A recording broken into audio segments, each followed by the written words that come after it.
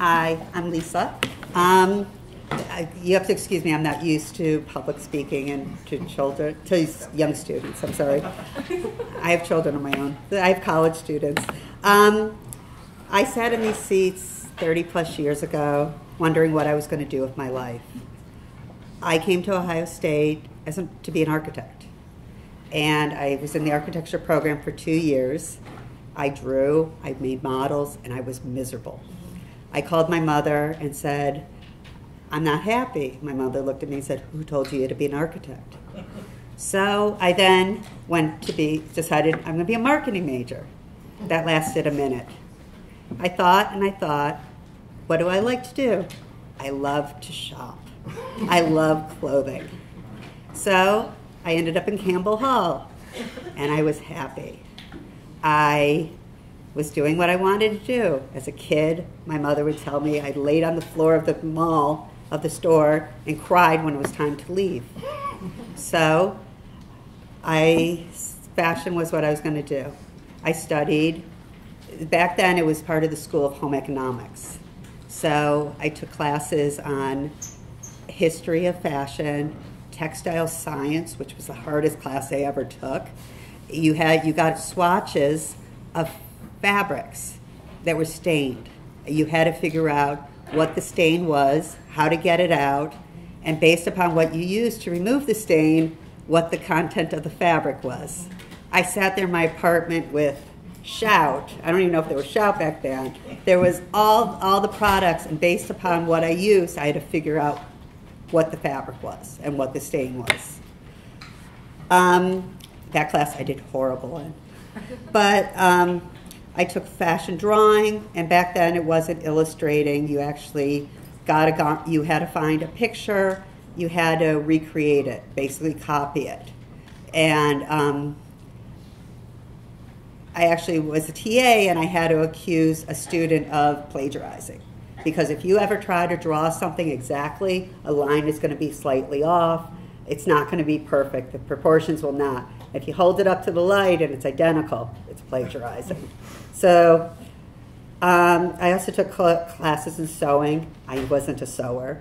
I never sewed before, but I made it through, and I was happy.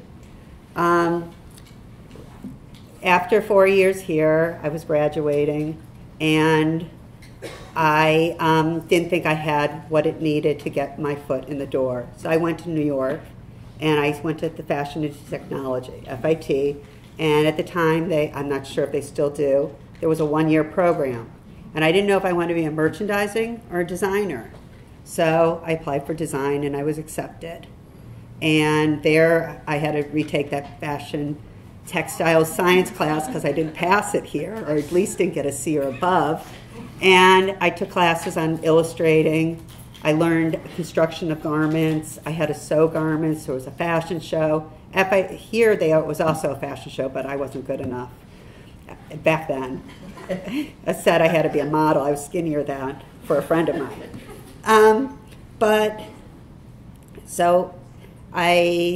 When I was at FIT, I moved there not knowing a soul. I actually lived in an apartment with two other girls.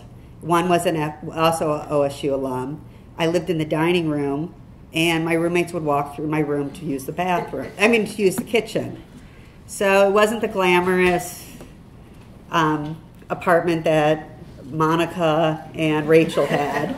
It wasn't that big. I lived in the dining room. That was big enough for a table. And then when I was there at FIT for 1 year, and after graduation, there was a book, a job search book. I went through the book. I went on interviews, different companies, and at the time I was a women's designer. I interviewed at a company, Nautica, and I was offered a position as a women's assistant designer of cut and sew knits. And I stayed, and I did, and at the time CAD wasn't very big. It was just becoming a thing in the design. So we used to mostly draw, and if we had to do stripes or patterns, we would render them by hand. But there was a very elementary CAD systems. And I remember before I even started the job, they shipped me off to Michigan to to learn for a week this CAD system, which was prehistoric back then. And I stayed in the position of the assistant designer for 1 year. I was bored. Everyone always say you stay at a job till you learn the most you can. So I started, putting my feelers out for a new position. Also, the men's designer had quit or resigned, and I was bored. I'm like, let me help you. While you're looking for somebody, I've got time on my hands. I'll help you. So I was helping out, and after a while, they realized I was the person for the position. So after 1 year, I got promoted to a designer. And after that, I had to look at my own resume, excuse me. I got promoted to men's designer. Then after a little bit, every time I wanted to leave, I got promoted. I got promoted to product manager of knitwear and design, where I had people working under me, several more people. At the time, knitwear was very popular. It was the late 80s, rugby shirts were in, striped shirts were in, vertical rugbies with with twill collars and rubber buttons, and I don't know if you're familiar, there was a brand Canterbury in its day that was, I think they're from New Zealand or Australia, that were very popular. And knitwear made up 60% of the business at Nautica. When I started Nautica, it was a $50 million company, and when I left it, it was a $600 million company. And my division, knitwear, which I had really developed, was the biggest part of the Nautica business. It included also t-shirts. And we are very well known for our t-shirt designs. Then I became vice president of men's design, then vice president of men's merchandising. Then I became, what did I do after that? I probably became VP of design, vice president of design. And also during my pregnancies, I seemed to get promoted as well. I had 3 children. So I think during my last, I was promoted to vice president of kids. Nautica had licensed it out for many years. They brought it back in-house, and they needed somebody to run the division. Also during my pregnancies, I also had a lot of stress. My boss would yell at me. And I went into I had to be put on bed rest a few times. We lived in New York City. And I commuted. It was an easy commute to work. And then my husband and I decided we're going to move. We have 3 young children in the city, and we decided to move outside the city. And we moved to Westchester County, which is like a 45-minute commute, depending on where in the county you live, to the city, plus travel time to the train station and travel time from the train station to my office. So at that point, I put my career a little bit on hold. I gave up my position, and I decided I did some freelance work. I worked initially for Calvin Klein. It was great. I could work 3 days a week. I worked, 9 to 5-ish, sometimes later. I'd sneak out the door because they decided to do color meetings at 7 o'clock at night where the light isn't that great. But I stayed there for about a year. Then I went to work for David Chu, who was the creative director behind Nautica. And he asked me to come and help him. And I helped launch a few other brands for a friend of mine was working on a brand, and another set of women were looking to start a new brand. And then I also did freelance for a company that does work for Belk's, REI, I think LL Bean. So that was sort of my work career. Then I put my career on hold for a little bit. I had some health issues, and now I'm healthy. And hopefully I'll be back in the workforce. But I wanted to tell you guys what a designer actually does and how a garment gets to you actually see it on the shelf. Because I don't think people realize what goes into the design of a garment. And I don't think, let me get my own notes. Excuse me, I'm not the best public speaker. I think everyone thinks, like a designer, I think it's portrayed as a very glamorous position, that you sit at a desk, you have all these colored pencils and markers in front of you, and you sit there and you make beautiful flowing dresses, and you sit there in a corner, you're looking out at the city. It's not reality. It's really not. You work about a year in advance, because you need that time to manufacture the garments, to get it approved, and all the approval process is needed. I always say to my children, the ugliest garment that you see when you're shopping, you're saying, that is hideous. Who designed it? Somebody designed it. Somebody put a lot of work into it, manufacturer, to get the detail sheets, tech packs. Somebody made it. You might think it's hideous, and somebody had to buy it. A buyer had to buy it to get it in that store. So, we start a year in advance, and it comes up with, we sit down and say, okay, we're working on fall. We're going to have 3 deliveries. We're going to have a 6/25, a 7/25, 8/25 ship dates. Those are the 3 deliveries we're going to do. Of those deliveries, then we have to plan out which one's going to be our biggest one. How many styles are we going to offer that delivery? How many SKUs, how many colorways of each one of those garments are we going to offer? Or is it a dress? This one's going to come, we want to do it in red, black, and white, or purple, pink, whatever. But we have to know, we have a map, a guidelines of how we're going to, how many garments we need to make. And that's how we start off, is like thinking the process. Then we sit there and we go, okay, for the first delivery, I think we're going to do this color palette. Now we're going to transition to another color palette, then another palette. We sit down as a group, we pull out the Pantone books, we pull out swatches that we might have found, colors that we think are important. We might have gone to Cotton Ink, seen a presentation on color forecasting. We might have seen a color palette that when we went to Europe and we went to the shows, and a lot of the European shows, they have big storyboards in the middle of the show. They show you fabric inspiration, color inspiration. We might have found colors, maybe a paint chip that we saw. Whatever, we put a color palette together. And we try to make sure everything looks diversified. Then we say, okay, what's the theme of this one? What's the theme of that one? What's the theme of this one? We go out, we might thrift shop, we might go pull out tears, we might look at a painting, what is our inspiration? We put together small installations of what the look is going to be, how we see it. Is it going to be layered? Is it going to be sheer? I did mostly menswear, so there was no sheer. But, we did, what is the inspiration of each delivery going to be? And make sure they're diversified. So, before, also part of it was when we shop. I used to go to Europe twice a year.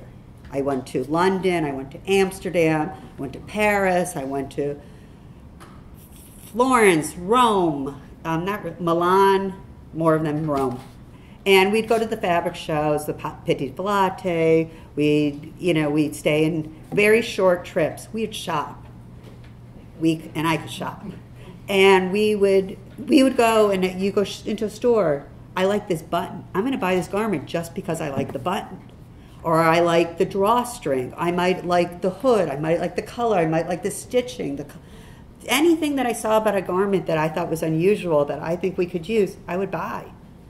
And I always say when I was in France, and I know parlez-vous français, as soon as I pulled my piles out, they spoke perfect English. Because I'd spend thousands at a store. Then we'd come through customs, and we have to cut every garment because you don't want to pay duty on it. You don't want to pay the taxes on it. So it is really sad. It's when we sat in the hotel room the night before we traveled back, we have to mutilate everything. So, and then we'd have a custom broker meet us at JFK, and we'd bring the garments back. And that might have been in our boards of inspiration. We might have put them away for future seasons. Also, I worked for Nautica. We were a big outwear manufacturer. In Europe, we'd shop all the thrift stores. We'd shop all the Army Navy stores. Paris has an amazing flea markets on Sundays. We'd go to the flea markets. I've always felt like all the thrift, I swear I had fleas all over me. But that's all we do. We shop day from morning to night and buy as much as we can. So that's, a lot of times inspiration, we didn't have the web. Back then, there was also companies that would sell us pictures, storefront windows pictures, and we would buy their collection of pictures and see what's happening, to see what's happening everywhere. Sometimes we even went to Canada. If we wanted a quick trip and see what the European inspiration was, we'd go to Quebec. But that was it. We went everywhere to find what we thought would make our brand different.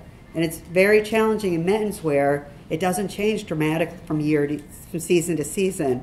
What's going to make my season look different from the past?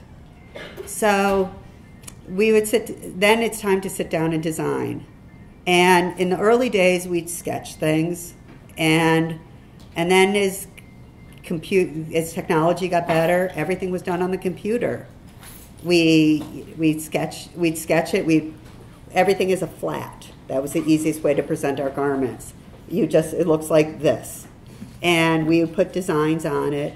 And I knew for every style, I had to design 3 times as much as I ever needed. I needed to always give choices. My boss, for every one, I knew he wanted to see 3. So if it called for 70 styles for the season, I was designing hundreds more. So we always had we work in a big room. Everyone they'd have their own workspace, but we had big walls, and the walls were covered. And every area, every design, this would be outerwear, that might be swimwear. If it's summer, this would be woven shirts, knit shirts, bottoms, we said swimwear. So, and we would all post it up in this big room so we could look at the whole line and see what the collection would look like. And so that's what everyone had an opinion. It started with my boss, the director of or if you worked for a big company, most likely like a Calvin Klein, I never saw him. He was never in the offices when I was there. At that point he had already sold the company, but whoever is in charge, they're the final decision. You're designing for them. Their name is out there. Their name is on the runway if there is a runway show. So I learned very early, don't get attached to a design, because in a second it's going to be pulled off. The first time they told me something was bad and horrible, I swear I was crying. But after a while, you can't get attached. It's not unless it's your own design and you're the designer and your own label, you can make that decision. Otherwise, it just ends up in the garbage.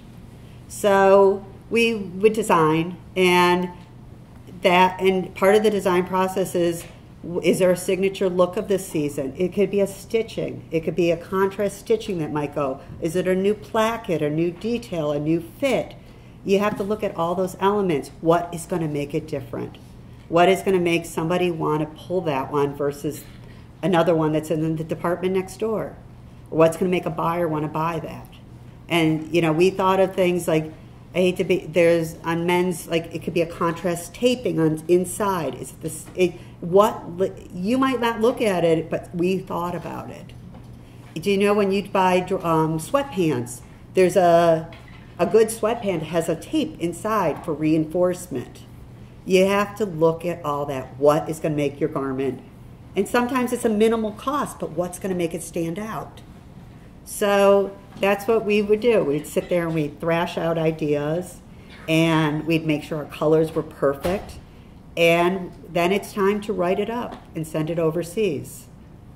And there's something called a tech pack. And your tech pack is how you're going to tell these people to make your garment. You have to supply a first page usually says you have to give a style number and a color numbers, and you have to specify what's the body color, what's a contrast color that might be here, what is going to be every little detail. You have to grid it out for them and tell them, you're telling them how to make your garment. And the second sheet, usually my sheets would include specs. Samples are made in a size medium, so you would give them the specs, and later for production you'll grade those specs. You'll take it from a small to a extra large, a double extra large, whatever it might be, or it could be a spec for a woman's might be, sample size might be a 6 or an 8, and then they have to tailor it upward and downward. And also on a spec sheet, you also have the tolerances. What you will tell the fabric, the factory you'll accept. Not every garment comes perfectly on spec. Maybe it's not 23 inches, it's 24 inches. Will you accept it if it's an inch bigger? This is, you're setting up tolerances for them to realize what is acceptable for you, what you will take, because if it's not to spec, you can reject the whole shipment and they have to eat all the product. You might not get the product because they can't manufacture or make it over again, or maybe they'll be able to make adjustments. But it's a very important part of the process is the specs of the garment. I'll come back to it, how we get to those specs late in a little bit. But then the next sheets will also detail every little part of the garment. If you have a cuff and a placket, how do you want this placket made? Is it going to be set on top? Is it going to be turned back? Is it going to have a stitching? Is it going to have a box at the top? Does it, on a men's placket on a shirt, sometimes they have a triangle, sometimes they have a box. You have to specify exactly what you want. Do you want the placket turned back? Do you want it turned over on top? What seams do you want? Do you want a 1/2 inch, a 1/4 inch, 3/8 inch, 1/16? Do you want it single needle, double needle? There's a lot of choices. So you have to talk to them and to really specify. And sometimes they might say, we don't have the machinery for this. And then you say, well, I'm doing so many garments, you can purchase the machinery, we'll use it. And you have to tell them what your intentions are. So that's the spec pack, and there's multiple pages. And you have to remember that this isn't the people making this, it's not their first language is English. They most likely don't speak English. So a sketch to me is 1,000 words, because this is how they're going to understand it. People understand sketches, and they will understand the numbers next to it. And then you also can set up with your factory, when you first work with a factory, is abbreviations. Double, DBL. Side seam, SS. And it's just easier for communications, or should be, SB, what you want to. And also in the garment, you don't think about it, but you have to tell them the label, on the side, country of origin, label, size, then you have all the wash instructions. You have to tell them there's regulations of how far up on the side seam it has to be. It has to be centered on the garment. You also have to tell them the packing bag. What's the bag? Tissue paper. Do you want tissue? If it's a shirt, do you want to put straight pins on it? How do you want your hang tags? Some of them have little pins on them from the ribbon and the hang tag to the pin. You have to tell them everything. So that's how we send a tech pack out. Then we send it out, and also if you have a stripe, a pattern, a print, you have to give them that. The print, you had to work on the repeat. You have to give them everything they might need. If you're doing a sweater, what's the stitch? Is it a rib? What's the gauge? Also when you're designing the garment, the fabric, you have to give them specifications on the fabric. You might have, there's a lot of times we get fabric hangers that give you it gives you a tag on top that tells you the construction, what's the content, is it 80/30, and a lot of times those you can ask your manufacturer. You can ask, like, I used to ask Asia. I used to use a big knitwear company called Fountain Set. Send me your newest hanger. What are they called now? They're blanking out. Excuse me. And they'll send them. Otherwise, when I go to Asia, and usually after a tech pack, we used to give them a few weeks to process it, come up with questions. We'd go overseas. I'd go to Hong Kong for approximately a week. And I'd sit down with the factories and I would explain any questions they might ask. And if we haven't clarified the fabrics, I would go to the knitting factories and I would pull out new fabrics. I also look, maybe something I could use in future seasons I haven't. And I would ask them to send them back to me. Or if something immediately, I would change. And a lot is happening with fabrics these days. A lot of different, even fleeces, a lot more synthetic is being used. They're softer, they're nicer.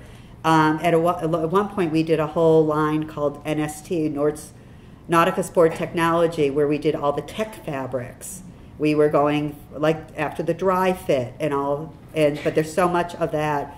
And we'd find fabrics also at some points, recyclable fabrics. We talk about that. A lot of times those come from other countries. We'd ask them to send us tags. Also, there's a big show. It used to be in Salt Lake City. Now it's in Denver. It's a whole sports show about fabrics and technology and what's happening in the ski industry and different wickings and different fabrics. And we would go to those shows. But fabric is really important. Also, you have to know how much is it going to shrink. Also, that has to be calculated into your stretch. Do you need it pre-shrunk before it gets assembled? Do you want to, or are you going to assemble the garment and then you're going to send it through a washing process so you shrink it? Because if that garment shrinks too much and this customer buys it and they shrink it and their shirt went from here to here, they're going to return it and we're going to have to eat it. So it's a big part is thinking about the fabric and thinking what's going to happen and making sure that it's up to our specifications. So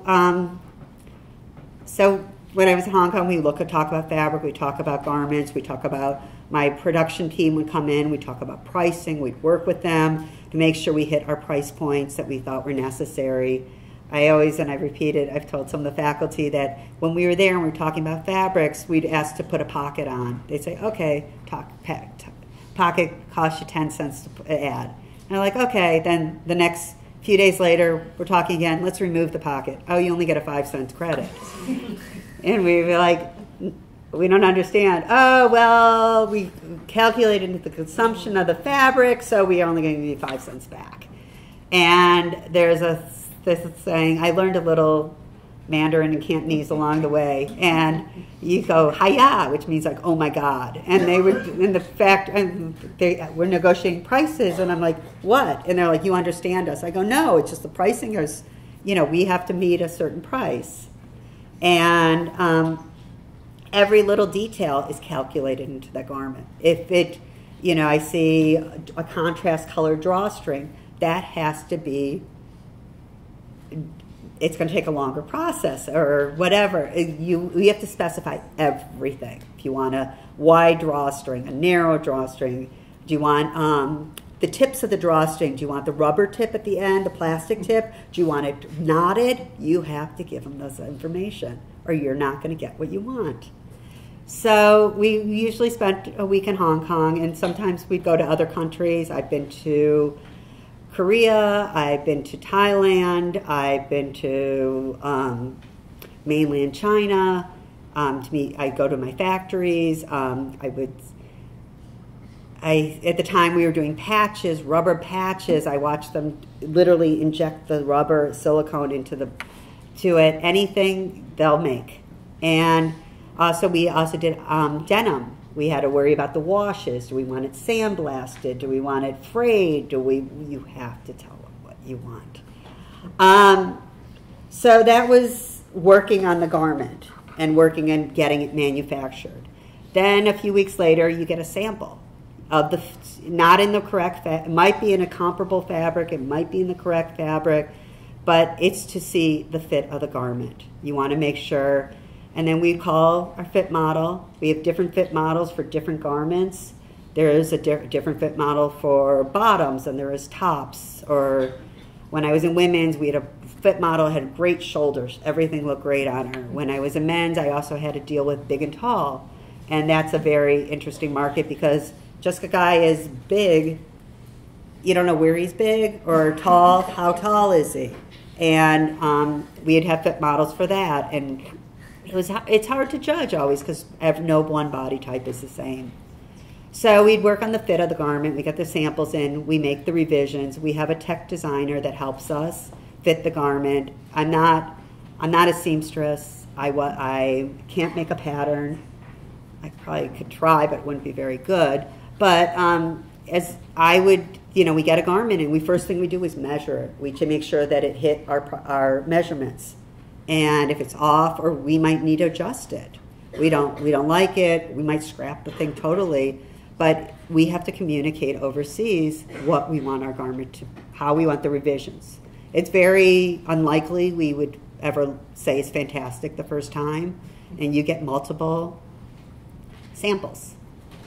And then when we originally did our tech pack, we also asked for salesman samples. And we have a delivery date that we expect our sales samples in, because that's when our salesmen are coming in.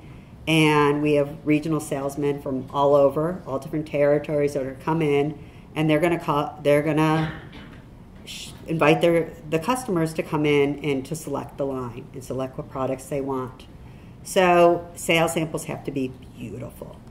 So we go to our showroom, my design team and we check the samples. We make sure everything's perfect.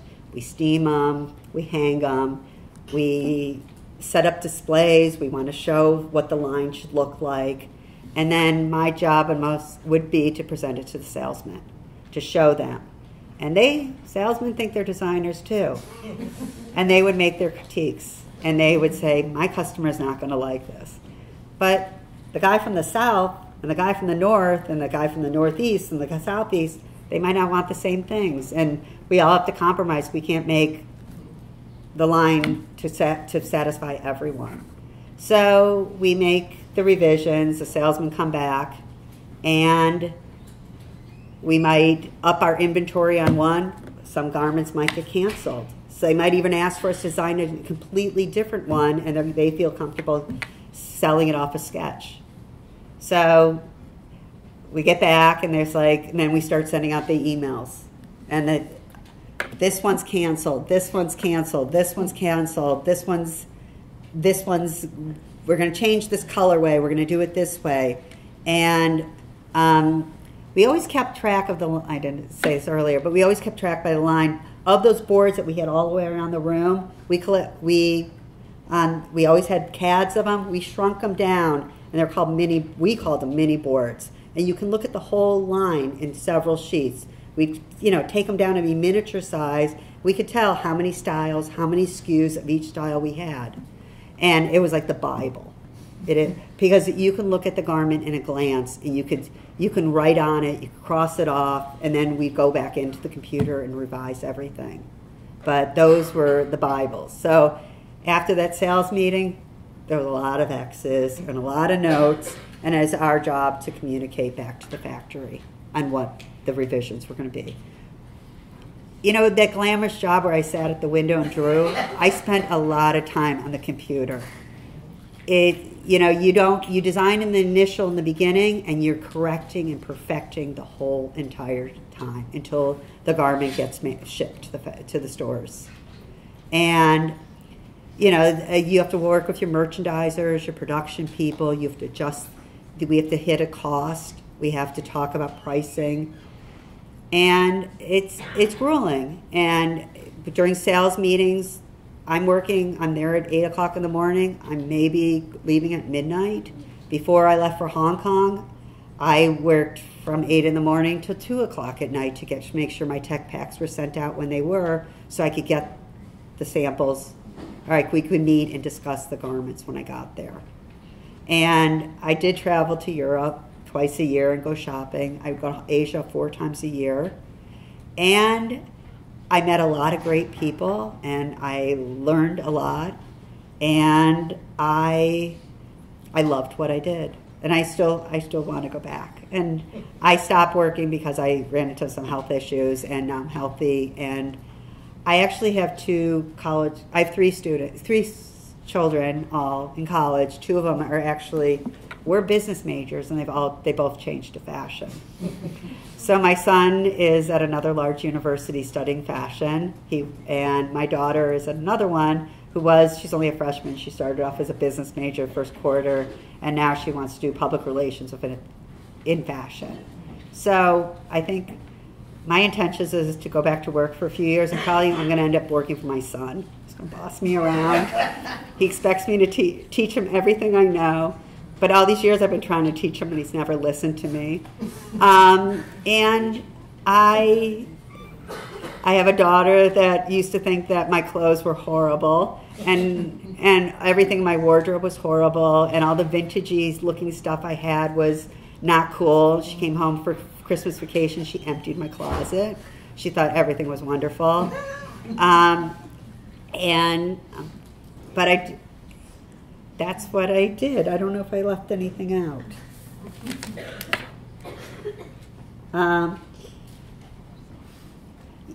You know, I worked with teams of people. I started off as the designer who was responsible for the sketch. And eventually, as I got promoted, I oversaw teams of people and how to tell them what I wanted. I also worked with licensing. We licensed some products out. We did women's swimwear. We had licensing all over the country. I had to work with other countries and make sure that sometimes they brought me their own designs, and they would say, and I had to make sure it was up to our standards, and it looked like it belonged in our collection. So that was another part. I would travel sometimes to, our Canadian guy always wanted to do his own thing. And he took me around several times. I had to make a trip to Canada to go look at his department stores and see what the products look like in his territory, and if we could make it look like them. When Calvin Klein, it was a very different look than Nautica. And you have to tailor yourself and understand who your customer is and who's buying the product. And you have to, I'm not wearing striped shirts like Nautica or sweatshirts and joggers, and but as a designer, you have to know who your customer is. You have to know what they want from you. And every place, like when I did women's, I helped a friend start a line for breastfeeding mothers, and you had to know to open it and to adjust it so the mothers could have access. And I helped some women design a line of white blouses. And you have to know who you're working for and what they want. And it's not always what you like. It's not always what you wear. It's, and you have to make sure that it looks different from season to season, that you're not regurgitating the same garments. It's funny is now I look back at Nautica, I haven't been there in many years, and I go to the floor, I'm like, that's my style. But they are regurgitating the vintage stuff that we did so many years ago. But fashion does come around. It does change. It's evolutionary. You guys are wearing garments from the 80s is in one day, the 90s in another. It is coming around, and some Doc Martens are back in, and some of them are platform and some patterns, but it does and sometimes when you look in the fashion magazine, they show you a garment that a designer did in 1960 and how this garment is being reinterpreted today. And that's why I went to the museum downstairs. It's like you see that so many of the garments come back and forth, and if you go to look at the Grammys and the Oscars, they're wearing vintage garments from a designer, and vintage now to them is 10, 20 years ago, but you can even go back further. And a lot of the stuff is still relevant, and it's still cool. It's how you might redo it. You might put it differently. You might wear it differently. You might belt it. My daughter came home and took my wardrobe. She took all of my long sweaters. She cropped them. But she still liked them. The teachers will remember that in the 80s, the J. Crew did a roll neck sweater. It was the most popular thing. My daughter took every one that she could find on my husband's and my closets. But fashion, in any sense, if you're a merchandiser or a designer, I loved it, but it's what I love to do. And I think it's so important that you find what your interests are. Mine wasn't architecture. I was miserable. And you find your niche. And that's what I see. My kids, when they went off to college, I said to them, every one of them said, I'm going to be a business major. What do you want to do? I don't know. And eventually, along the way, you find out what you want to do. You should be happy with whatever you decide to do. And I hope, you know, if you're a veterinarian, a doctor, a nurse, whatever, you should be happy. And that's my speech. Sorry.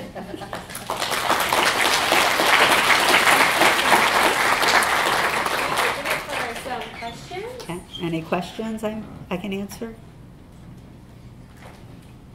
None. Okay.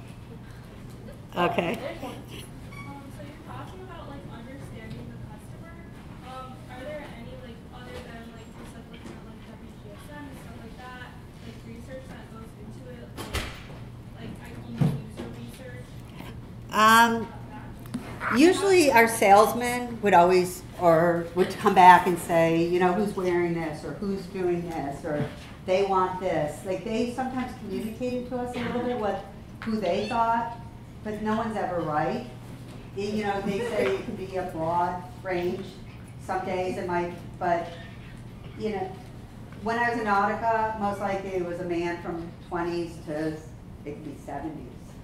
And Calvin Klein was like the fit of the garment was much different. It's a much slimmer. Nautica was very oversized, so I assume. And some people, Calvin Klein was also from day to evening more. Like you can repurpose your outfits. So you have to know. A lot of times when you walk in, you know, I would go to the stores. Part of my job was also working at Macy's Herald Square during Christmas. I would have to give a day or two and go into the store and work with the customer and hear what they wanted. If they wanted, you know, what they thought was missing, what they were looking for a friend or family member that wasn't there. So it is important, you know, you don't work in a glass bubble, and you have to go out and see. And also when I walk around, I'm constantly looking at what people are wearing, what people are, you know, who's wearing my garment. I forget where it was, even I saw a guy wearing a Nautica yesterday. I don't know if I flew in, and I'm like, you know, I remember when the logo was developed, when we repurposed the logo. It used to be a very fat coat, and now it's a much sleek. I was there, we took many times of perfecting it, getting it what we wanted. Also, a big part of it is working for graphic designers and telling them what you want. Graphics are very important these days. A lot of your sweatshirts have almost look like they're painted on. And you work with the graphic design team. Or sometimes you might, if it's a smaller company, you might be responsible for making that graphic. Or you're in a crunch and you're in Asia and they're expecting you to give them something, you're gonna have to do it. So you better have your computer handy, you better sit there and pull out Illustrator. It took me a long time to learn the computer. I used to just be like, I took a job as a freelance and I'm like, I hadn't worked on the computer. I used to pass it to my computer people. And I took a job and the guy's like, I showed him sketches, hand sketches. And he looked at me and goes, what are these? And I'm like, he's like, I want to see multi-colorways. And I'm like, oh shoot. And my coworker taught me how. It's the best thing in most jobs and internships, you're gonna have to learn, you have to know InDesign, you're gonna have to know Illustrator, Photoshop. And you know, you guys are very proficient mostly on Excel and things of that, and typing, and you're communicating. And that's a big part of it, is being able to do it. And yeah, but graphics are huge. Now even the designers, you know, Balenciaga has the shoes with the big graphics on it, you know, Off-White, all these brands, they all have it. Supreme, you launch it every Monday, you gotta go on the website and get it if you can get it. But it's, you know, that's part of it. Any other questions I can answer? Back there. What do you think are the advantages of this, like doing fashion business in Columbus? In where, I'm sorry? In Columbus, here. In Columbus? Yeah. I never worked in Columbus, but there's a lot going on here. You know, I left Columbus, I went to New York, and I didn't come, but you know, you have the whole limited corporation, you've got a lot of brand. This is amazing, you know, everything all these restaurants. You have all these chain restaurants. I'm amazed. My sister lives here, and we're driving around. I'm like, what's that? And she's like, oh, they have a lot of those. Or I went to North Star today for lunch, and they was really good. But she's like, oh, there's a bunch of them around, and they have an upscale one. By me, there isn't like that. In New York City, you have a restaurant, maybe they have one or two, but that's it. And Columbus has a lot of marketing, a lot of things going on. You know, Wendy's Corporation and White Castle. So as far as marketing and branding, it's huge. Okay, any? How about you? What made your kids decide to switch from business to? I don't know. For many years, my kids never wanted to listen to me. My oldest son has no fashion sense at all. He was all about comfort. He wears blue and black, like navy blue and black. I'm like, you don't wear that together. How many times do I tell you, you don't wear that together? He has, as long as it's comfortable. I actually got him to wear jeans now. He's not wearing sweatpants. But he had no interest. My son, he's artistic. I'm artistic. I can draw. I can do all that, and that's why I thought fashion was for me. And he's now realizing, and he's 20. He's a junior, and he likes clothing. He's showing me what he likes and what he buys, and and a lot of it is streetwear, but he also likes high end. So I think that's where he just switched majors this quarter, and his professors are like, they want him to be mentor with him, and you seem to have amazing staff here too. It's much different than when I was here.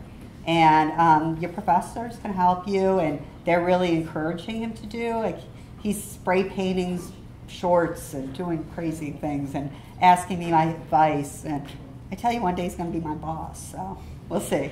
And my daughter, I think of years of, we always went shopping together. She was always my shopping partner. And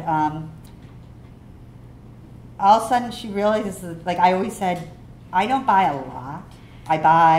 You don't have to go and buy the most expensive. You don't. You can buy, it's how you put it together. Like I've always been into handbags and shoes and accessories. It was part of it because during my travels, a lot of times I was pregnant, so I didn't buy things. So I bought shoes and handbags, and I still wear. And now my daughter is like, steals my clothes. And so she realizes that I subliminally made them all like fashion, I guess. But I'm really surprised because it's all just happening, and they all thought, they never wanted to hear what I had to say or my opinion, but now I think they think I'm cool. Annie? I was wondering how your time in merchandising impacted your design leadership? It's when I transitioned from overseeing everyone. Like I went from I fell into knitwear, cut and sew knits. That was where I started. And sweatshirts, t-shirts, sweatpants, anything that wanted to stretch, performance clothing. And so I love knitwear. I find, now there's jeans with stretch and all that too. So when I transitioned, I went from just working with one team to overseeing all the teams. And I worked, and my boss told me it's time to transition to merchandising and take more of a larger role. Like I said, every time I went to quit, they just promoted me. I don't know, and until eventually they moved me from men's to children's, and then, I don't know, I've always liked menswear. Children, they're cute, but then you got to worry about sleepers and child safety laws and flammable retardant. We didn't really do all that, but I remember learning all that here. With 2,3-dimethyl ethyl propane was something about the children's safety for sleepwear. I'll never forget why I still remember that. But that's when I took like a bigger role, and then I went back into overseeing all the design. And I think I'm more of a design. Than a merchandiser, which helps.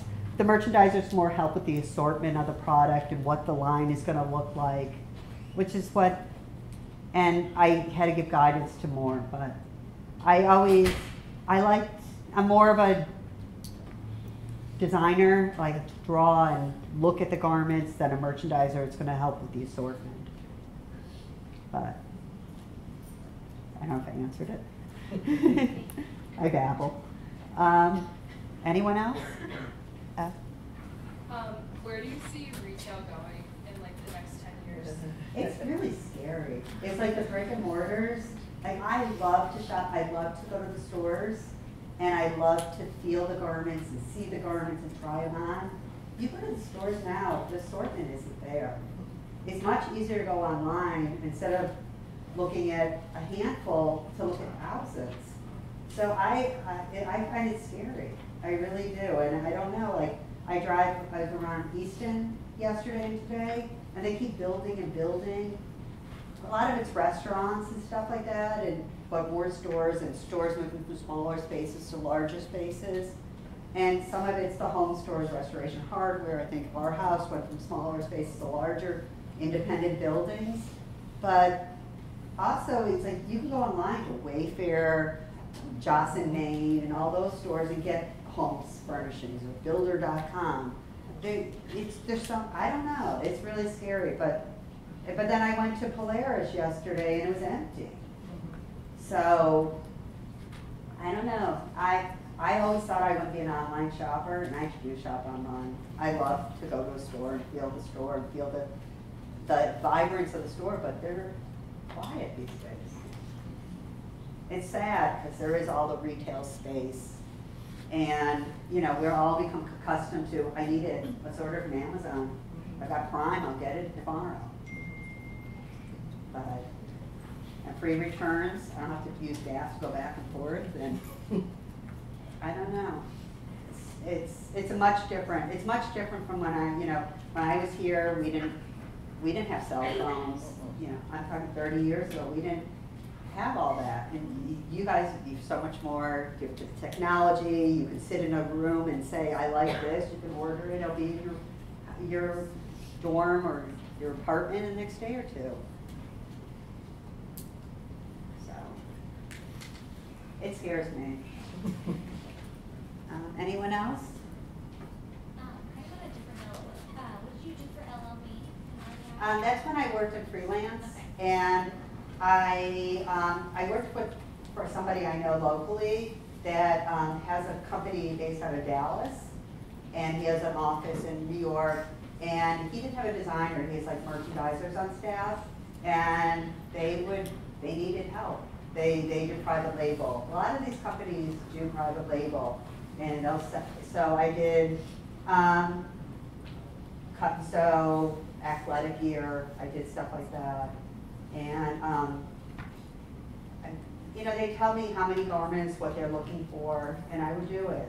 Even when years ago, I used to get approached, even when I was working full-time by different companies to do freelance.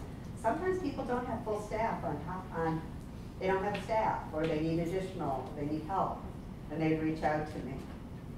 So I was known, and it's nice. Sometimes it's nice to work freelance if you get enough of it, or it keeps you busy. You can work from home, work in my pajamas, sat in front of a computer. My kids like to work at night, so that's what I did for them. Anyone else? Being that you went through like the educational process and you get to look back on it now, like what would be your advice for getting to like having a degree in fashion retail and so holding the kind of positions you did as far as like internships, entry-level jobs? Back then we didn't have internships, or wasn't. When I was at Ohio State, I had to do an internship. I worked at American Eagle, and that was my internship. I had worked retail my whole life, so but there's so much opportunities now with internship. It's such a buzz thing, paid internship, unpaid. And I think it is important that you learn. I think it's important that you see different people's perspectives and try to get as much as you can. You know, it could be locally, it could be a small company, it could be a larger company. Sometimes the smaller companies, you're gonna learn. And just because it's not the place that all your friends are applying to, you know, reach out, you know, try to use your resources.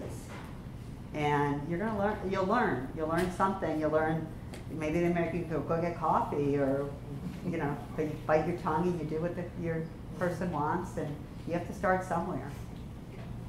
You know, I don't know, when I went looking for my initial job, I had a week. I went to, I want to say like New York, like these little companies, schlocky little companies. I went to them, and I went to bigger companies. I went to WIM, and I found where I felt comfortable. And I did, when I first started Nautica, it was a bunch of young people like me. We'd go play tennis in Central Park once a week. We'd go for drinks afterwards. Find where you feel comfortable. That's my advice. This is what you're gonna do. Like what you do. You don't have to do fashion. You can do, you know, a lot of you guys say you're minoring in business or majoring in business or whatever. You know, it's so scary to be your age now. It is. It's much different. I worry for my own children. You just have to find what makes you happy. Doesn't always have to be the best paying job. Just be happy. Yeah. I keep reading, you know, as a parent, you hear the second largest cause of death in your age group is suicide. Guys, find what makes you happy. Yeah, that's my advice. All right, as a parent. Anyone else? Your hand over here. I think we have time for one last. Okay.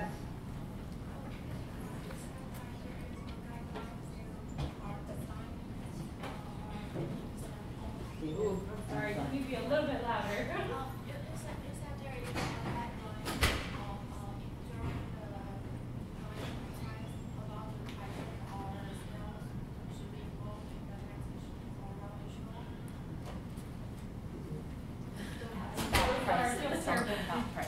This pricing of the garments or the timeline for the specs, is that what you said?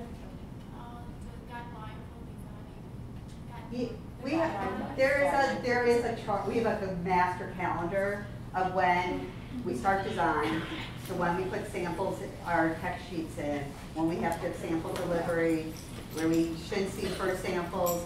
Also, I didn't explain the whole process is color and approvals. We set out color standards, and that standard has to be used throughout the company, and there has to be a point that all the colors for every fabrication are approved.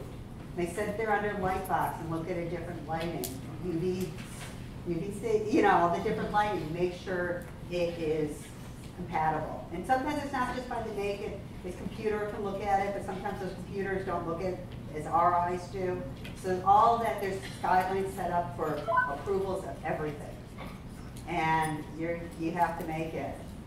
And there's no excuse for why it could get, from design or from merchandising, and there's no excuse why it didn't get there in time. We play the factory, but we have to keep our deadlines. I'm sorry because the echoes in the room, but please come up and ask Lisa. Like if anyone has any extra questions, come on up here. But before we go, I want to just give you a little something from the program. So thank you so much for being